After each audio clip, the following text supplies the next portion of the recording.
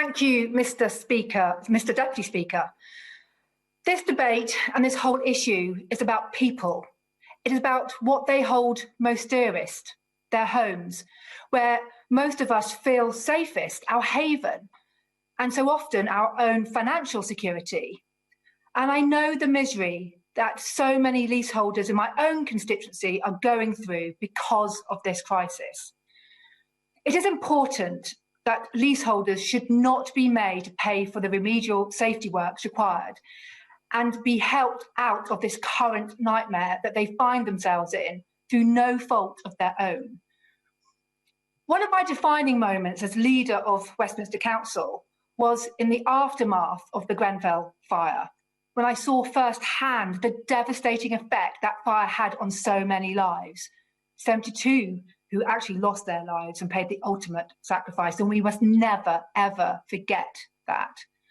Having spoken to ministers, I know they are determined to ensure such a tragedy never happens again, but we must support all leaseholders to be able to draw a line under this torrid time. I appreciate that the vast majority of buildings with ACM cladding have now had it removed, or the work is underway, including 100% of buildings in the social sector. And I certainly welcome the £1.6 billion of government grants that has helped towards that. And I hope we can see more help moving forward. It is beyond me why building owners and property developers think that it is acceptable to expect leaseholders to pay for remedial work, such as cladding replacement, when they bought their homes in good faith, in many cases many years ago. And I will continue to fight on their behalf to ensure that building owners and developers are held to account. And I look forward to hearing from the government on its plans to bring forward the fire safety bill and other legislation that is obviously needed. And I understand that the government is working to introduce this bill very soon.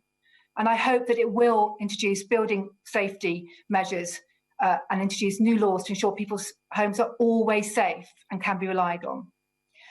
I would also like to reiterate the issues about mortgages and making sure that people can sell their homes and also remortgage. It's unacceptable that they are finding themselves in this dreadful situation.